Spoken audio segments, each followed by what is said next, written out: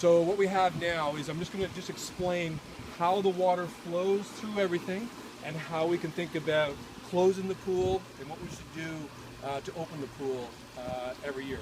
So obviously closing the pool, everything is about getting water out of the system because we don't want it to freeze and expand and crack anything. So really how the flow works when the pool is operational and then what has to be emptied.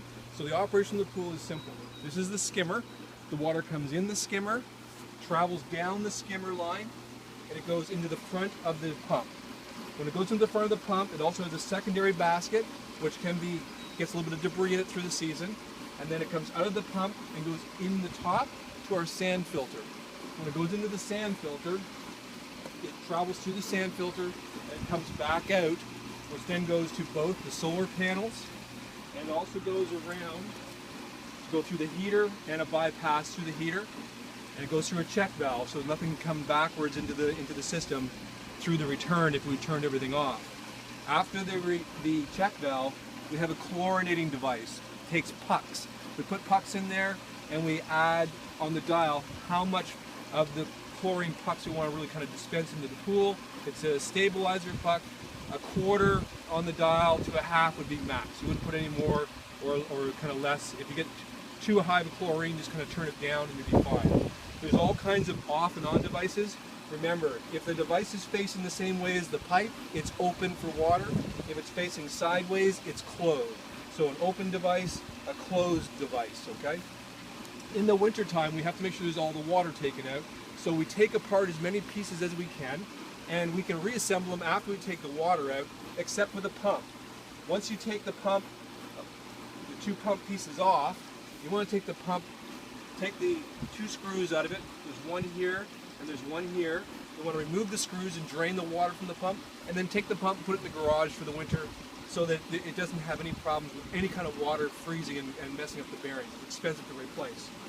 We also, at the bottom, back side of the sand filter, there's another, screw-on cap that will drain the sand filter of water. So we take the cap off there. So there's one cap there, two caps here, and we have one more cap over here on the heater that we want to remove in the wintertime, and all the water will drain out of the heater. Then we just want to disassemble as many pieces as you can where there's a join and leave them open. You can put it back together, or you can just leave it open on the ground for the winter. It doesn't really make any difference. But you just don't want any water in the system. So this will drain, this will drain. These pieces are already off, so this will all drain out. And then if you disassemble these two pieces here, the airflow will allow everything else to drain, and you're done. This can stay here. Everything else can just sit here. Doesn't matter whether it's together or not together. The power for everything is over here. Small switch is for the pump and the light to the pool. The big switch, 40 amp, is to run the heater. I have the switch off, and I'm not really using the heater, so it can't never be just left on by accident because it's very expensive to run the heater. The heater is turned on with a dial when the power is on. Turn the dial on, it clicks, and the light, the power's off. And the light would click, and the heater would come on.